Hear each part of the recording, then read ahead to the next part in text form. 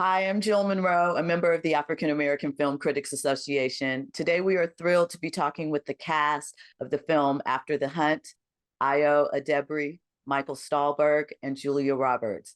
I'm going to introduce you to the members of the association that are on the call, starting with Rebecca Ford in Chicago, Penny Malloy Harper in New York, Reggie Pounder in Chicago, Dana Abercrombie in New York, Brandon Collins in New York, Philippe Patterson in Maryland, Derek Dunn in Virginia, Nick Hamilton in LA, Nancy Green in LA, Samuel Leggett in Maryland, and Michael Swell in Virginia, and Tamara Jackson in New Jersey. Well, we wish you guys were all here with us. Yeah. So what do you think? About what? All of it, the student, the professor. I think Can't take it back once it's been set in motion. She mentioned a favorite teacher of hers, a mentor. This person was less than supportive when she came forward. You know I love to rub it in like lotion. So are you gonna tell me why this is not true? Everything about this feels like a cliche. She's exploiting this shallow cultural moment. I used to think I could rely on myself, that I could trust my instincts about people, about myself. Now, I'm not so sure. I support whatever you choose. A reporter approached me. Don't tell your story to someone who just wants to turn it into something they can sell. That's your logic? I mean, that's just so... She couldn't look away, look away, look away. You never talk about yourself, your personal life, your family. And what would people say? Misconstruing my need for privacy as having something to hide would be a mistake. Respectfully, Alma, I'm not sure that it is. Other people wouldn't stay. Have you ever disagreed with a patient over a sensitive issue? When did offending someone become the preeminent cardinal sin? You and me are both the same. Fallout is inevitable. It's your courage that's going to inspire other people in pain. I'm trying to help you. You don't know anything about me. Whose fault is that? You are not entitled to any information about me in my life. So what is right? What could make you happy? You're scared that we're gonna think less of you if it isn't perfect. Should I build a world for you that has all the edges rounded out? I have a right to these spaces.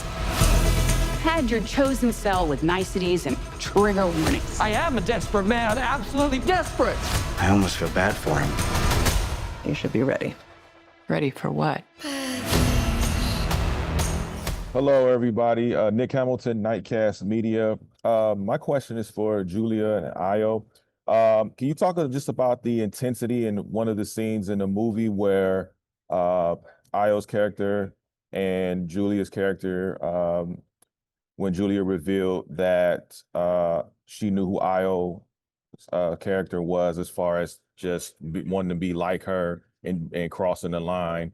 Can you talk about just the intensity between those two, you two going line by line and really bringing life to that scene as well as those characters?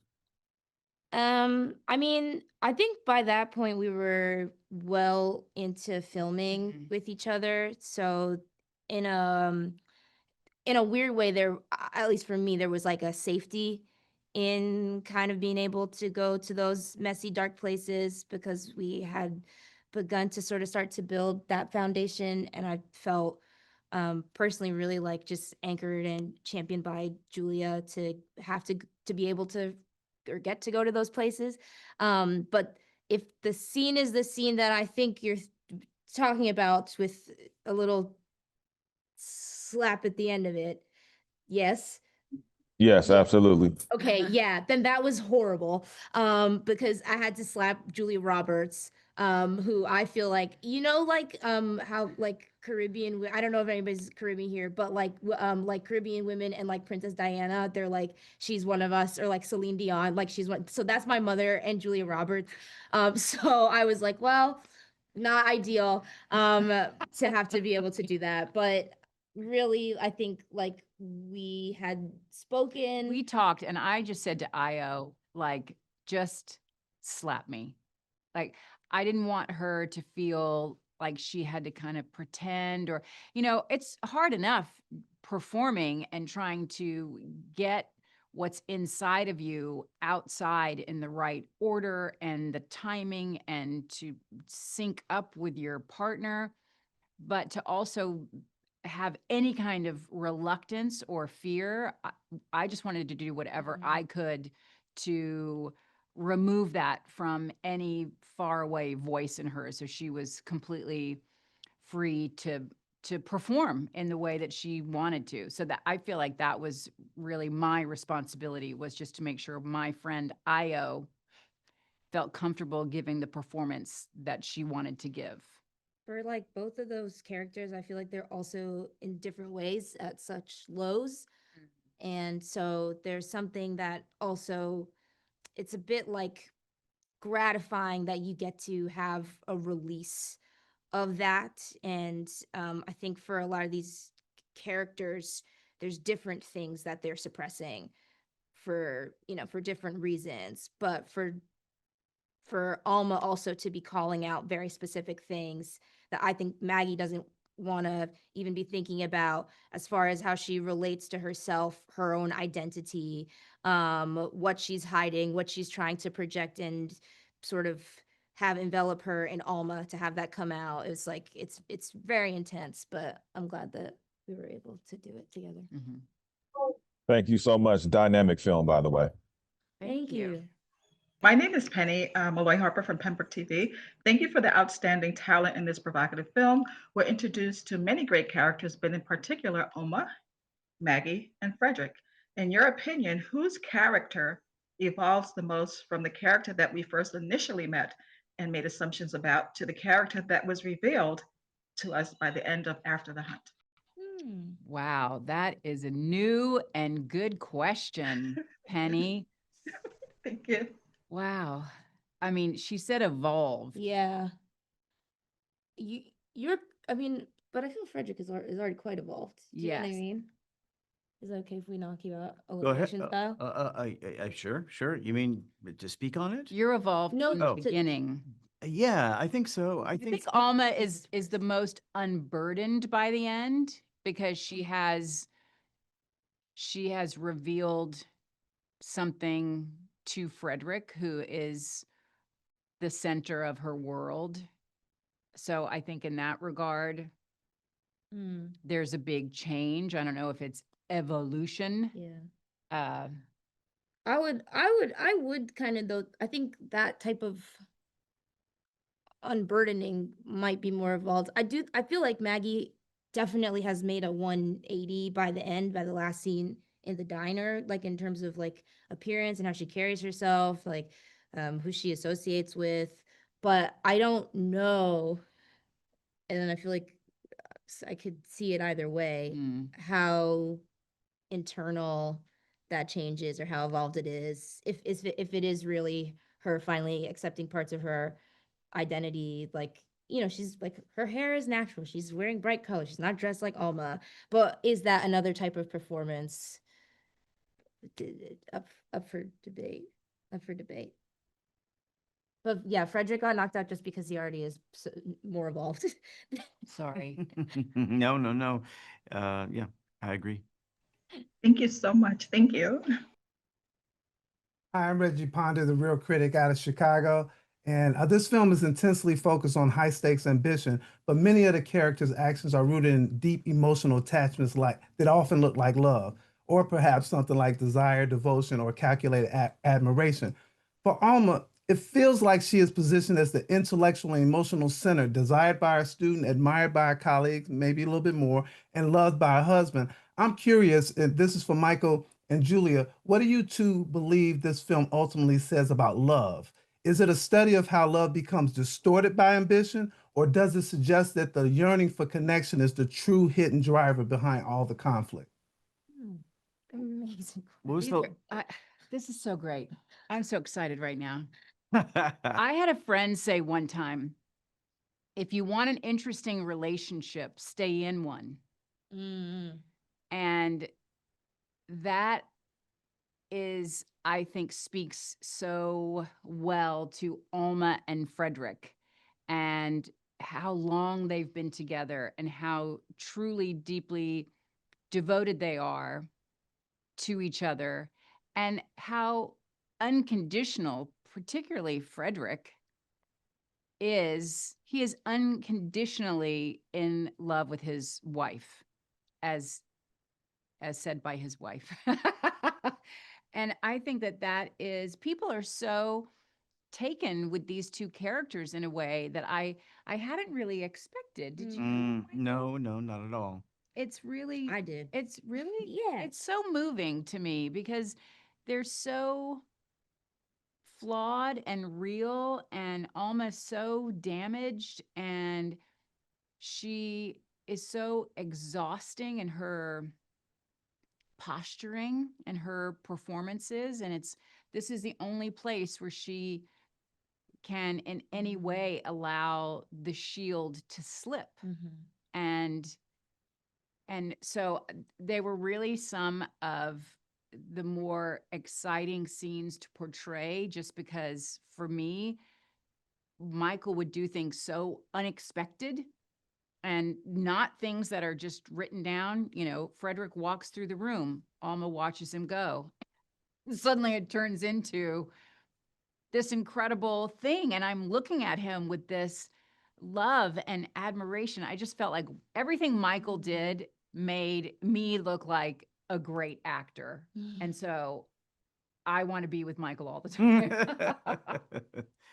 I mean, if it says anything about love, or the evolution of love, is that regardless of what happens to these two people, I think they made a good choice with each other in deciding to stay together.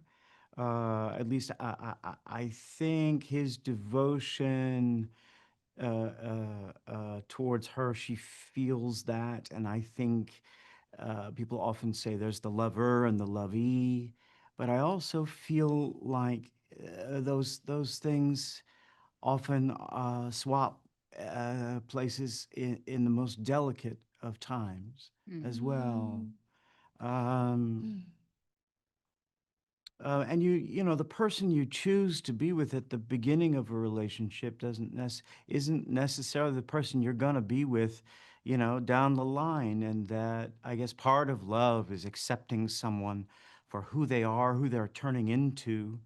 And I guess you need to decide as a couple as whether or not you want to continue to grow and change and morph and live your life together. I mean, it's an adventure, love is, in my experience. And I think because we've had respective experiences with just that in our own private lives away from our characters, we could bring those elements together and maybe understand those decisions. I don't know if I have a complete answer for your question other than acceptance of each other makes love even deeper, especially in the most troubled of times. I'm finding that in my own life as well. There's something though, like I feel like as just a viewer, where like sorry, but like about the fidelity that they both have to each other, that it is sort of like surprising. Because I don't know, maybe there's a piece of you that goes, oh yes, I'm watching a movie, so of course. But you know, even Alma's like, no, that's my man. Like that is Frederick. I am sticking by him and he is sticking by me. And we have a foundation that we have built that it doesn't matter if anybody might not understand what it looks like. Even if sometimes we inside of it can't understand the shape, but like that's what we have chosen. And that I find really like moving and fascinating and like important. I don't know. Yeah. Thank you so much, you guys. Thank you. Hi, Brandon Council Media and Popcorn Podcast. Here's me waving my hand. My question is for Ayo. So I want to talk about the dinner scene between the three of your characters. What was your process of working through Maggie's emotions, as she's having this intense conversation with her mentor, as well as their partner, who is clearly exhibiting some extremely passive aggressive behavior towards her character. Yes. And just, what was your process of navigating Maggie's journey in that? And Julia and Michael, if you have anything to add, that'd be great. I mean, I think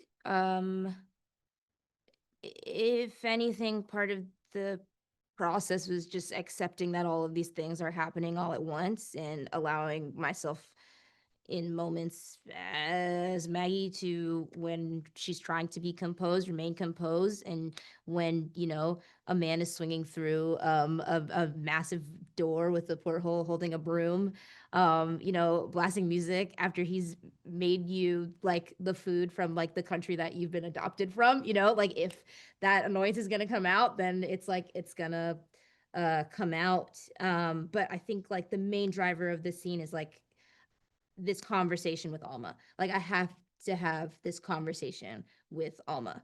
That is my goal. And whenever then it's like I'm being yanked, allowing that to happen and using that. But yeah, it was an interesting scene to film because it was operating on, I think, this like larger level of, these like moves that are happening, all the ways that we're shooting around.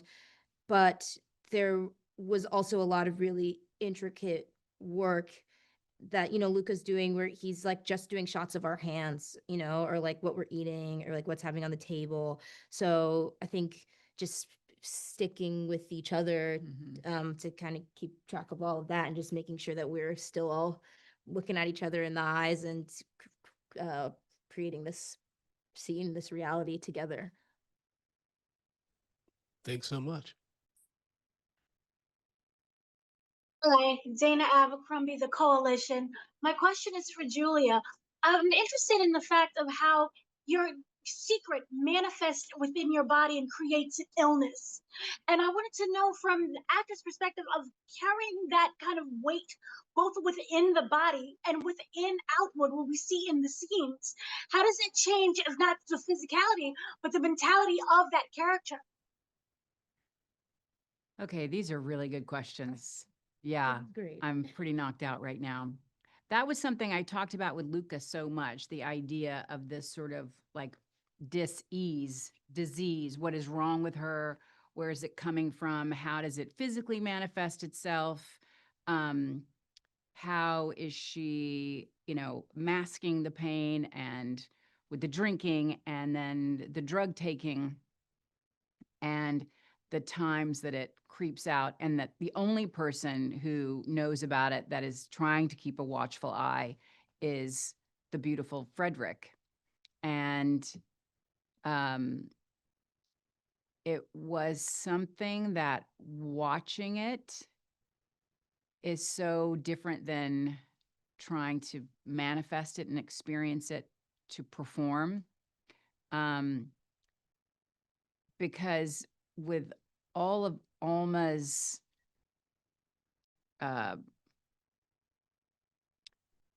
performance of this kind of perfect professor and mentor and wife, those are the times when she's crawling on the floor to the bathroom.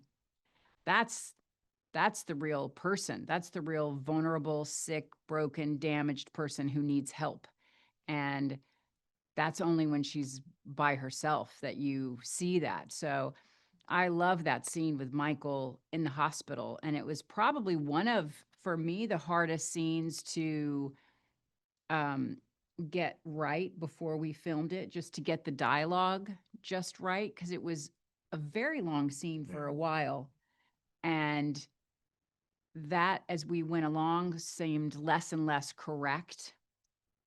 And we worked on it a lot. And I think in the end, it was so sweet and touching. And then just to speak to the sickness, they had a doctor there for me on that day that I could talk about everything that had been done to me from the time I had brought in Emergent to the time that we are talking. What had they done to me and what sort of space I would be in.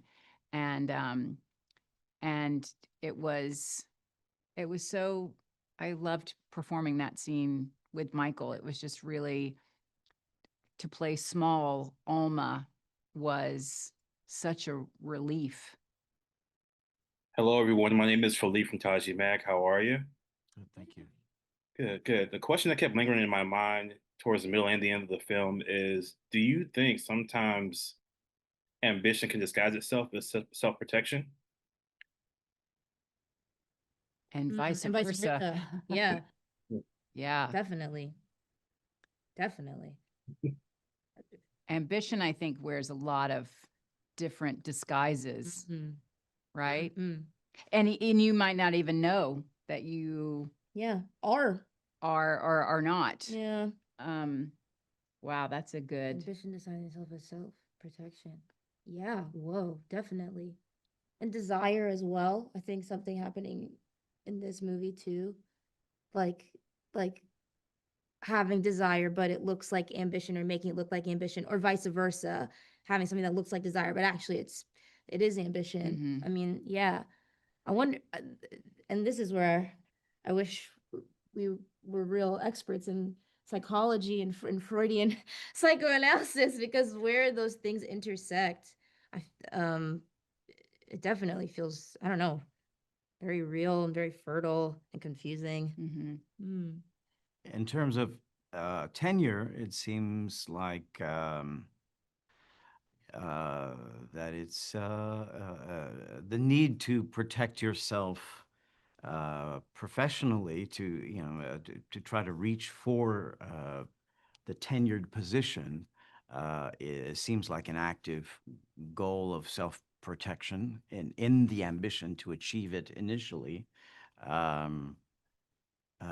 But a complicated question to analyze, and I'm not sure if I have a direct answer for it, but a good question. Thank you, guys. Really appreciate it.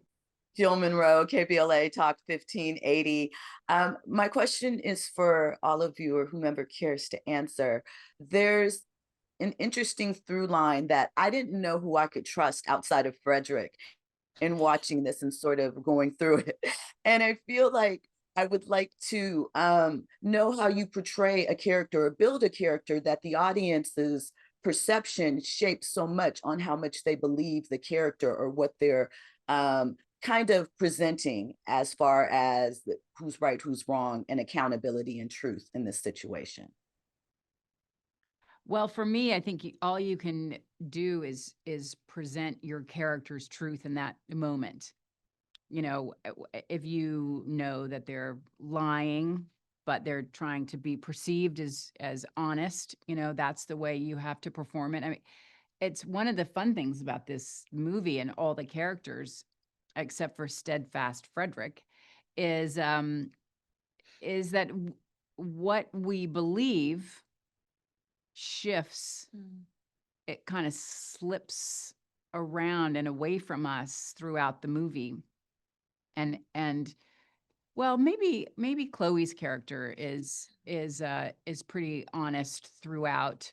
But it's just a fun thing to gauge throughout the course of filming, in this moment now with this person. What is it that I believe? What is it that I trust in this character or not? That's different from 2 scenes ago. Just the constant shifting sands of it. It keeps you on your toes, that's for sure. Yeah, I think also, to what you're saying too, at a certain point you can't concern yourself with it too much, because then you're doing the character a disservice a bit. Like, that's not how one would operate all the time in real life. Maybe on occasion, absolutely, but not always, when you're just like being present and in your body. And I do think, for me as well, I just remember like having a conversation with Luca, where you're just like, okay, like, just because somebody's a liar, you don't like them, doesn't mean they can't have a truth or be telling the truth. And I think that that was really helpful for me. I think just in terms of freedom of performance and of truth and of lies as well. Thank you. You're steadfast. Hi, Nancy Green here.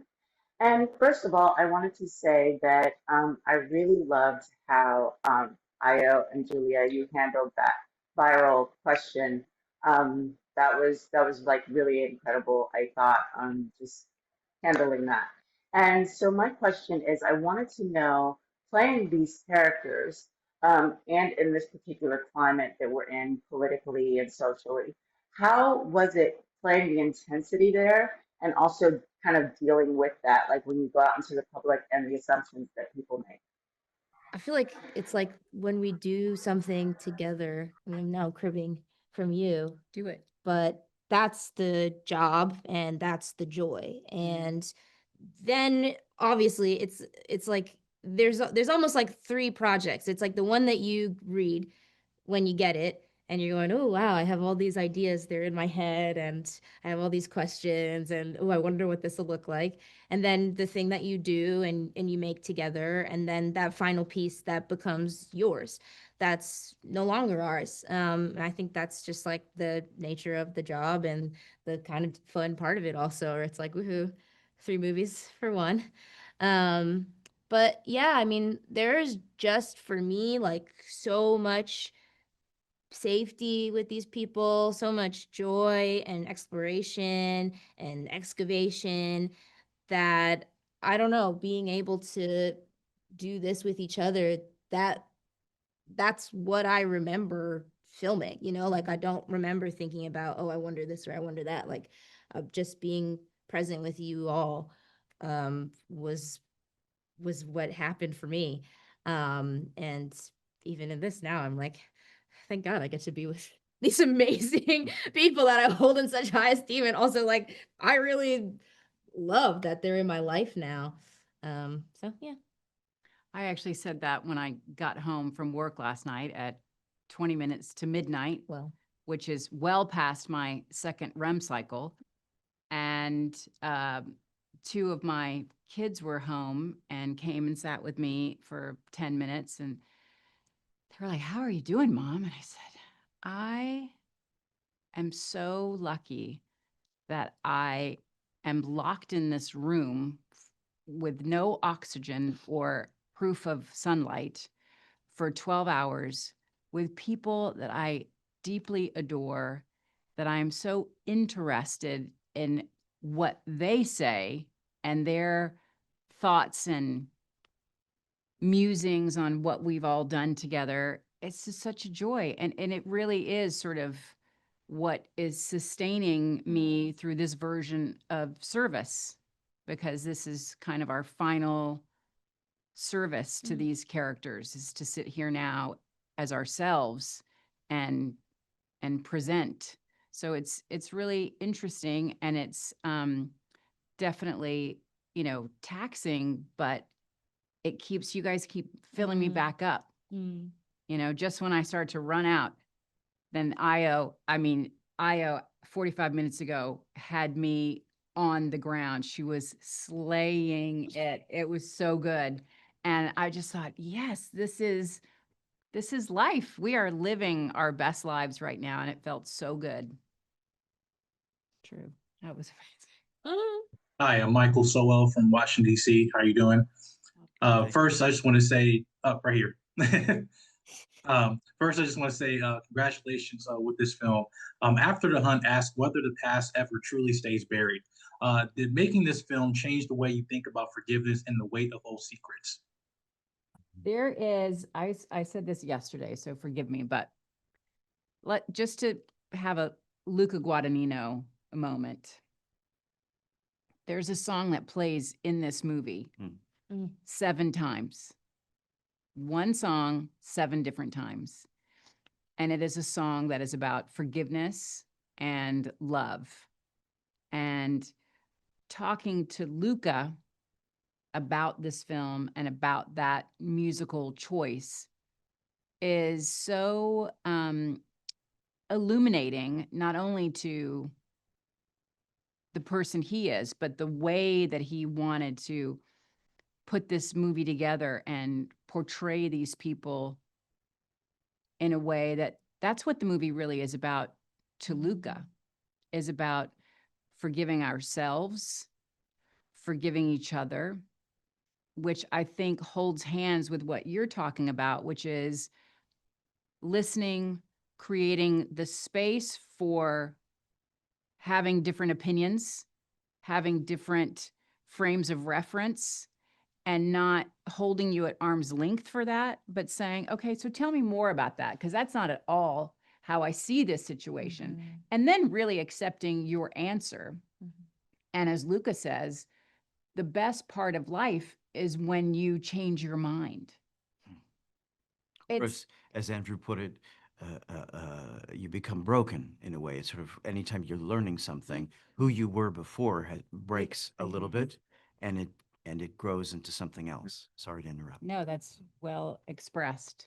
So, I mean, that's kind of the canvas that Luca had us working on and pulling us towards. And I think we are still learning the levels and the layers of what it's all about, which is pretty rad. I mean, Yeah. after the fact, maybe too late for what I was trying to accomplish, but it's still really cool. Yeah, it does feel like antithetical to like how we all live our lives right now. But I think maybe that's what's important about it too. And yeah, like something that I'll definitely, I hope to keep taking with me. Thank you so much, and congratulations with this film. Thank you. All right. I'm Rebecca Ford. I'm from WCPT in Chicago. And for my question, I'd like to hear from all of you, but I'd perhaps like to start with Michael on it. One of the things in watching this movie, I realized that I approached it with a pretty formed point of view. And I think of these marketing press tours as the kind of things that the people say to you in the Q&As are a proxy for the kinds of things the audiences would say. So putting aside the Black Lives Matter lady in Venice, what kinds of things have really surprised you about what the questions have revealed about how people are thinking about or interpreting the film? Just that everyone comes to this film and to everything with their own experience and their own lens, and it's and when we get to talk about it and ask questions of each other, of you as well, we learn how diverse points of view are, and what it is that one person will see that another person will see altogether differently. Which is wonderful. And in this case, the questions have been remarkable. Oftentimes, we'll get the same questions on press junkets over and over and over again. And I don't know if there's been the same question asked twice during this whole process. So primarily for me, it's understanding that how different we all are, how differently we absorb information, how important it is to listen to each other's perspectives, and maybe learn something about what we're putting into the world too. Because oftentimes best of intentions don't actually reflect what it is we put out there. I know that's the way it is when I see myself do anything. Most often, it's not reflected in the way that I hoped it would be. And that's hard because it's out there permanently as it is. Yet at the same time, I know what my intentions were. But to hear of your perspective makes me understand that that my job is all the more, I need to be better with what I do in order to reflect what I think might be the most responsible way to tell a story. But I love hearing different perspectives. It really, it makes all the difference, and reveals what it is we've made in ways we didn't know. I mean, I think for me, definitely what you just said about this press tour, especially this leg, it's been so illuminating and so exciting and so invigorating. And like really we've just been getting such thoughtful, interesting, intelligent questions. That's not me like blowing smoke anywhere, but like really we've been having really stimulating conversations, and I feel like then we take it and we're having really stimulating conversations, and we made the thing, we were there. And all these new facets of information, new angles, they're just being revealed to us, and it's been really exciting. And I think for me, I'm like, yeah, we can do that. We can do that, all of us. Like we can do that every day if we want. Well, maybe not every day. Sometimes you might need an episode of Real Housewives to de-stress. It's a lot thinking. But like we can, like you were just saying, we can create space for gray, we can create space for nuance, we can create space for silence and just like listening to each other and ruminating on something, and space for change also, in ourselves, in each other. That I think is something that I've been really pleasantly surprised by. Well, they've been so eloquent. I can't add much to the poetry, but I can add just to the linear answer, which is I think that this is what's unique about this time and this particular tour is that it's the first time I've ever felt like not only do we not get the same question over and over again, it doesn't feel like here's a question, wait for the answer. And here's another question, wait for the answer. It feels very conversational, and it feels very much like we get asked a question, and based on what we say, interesting, and what about this then? So there's really this kind of beautiful back and forth, as opposed to feeling like we're good little soldiers sitting here, filling in the blank. And it's also the first time I've never been asked anything about skincare, what I eat for breakfast, what kind of yoga do I do, or anything about my kids. All right. Thanks so much. On behalf of the largest group of Black TV and film critics, thank you for watching this version of the AAFCA Roundtable series. Thank you guys. Thank you.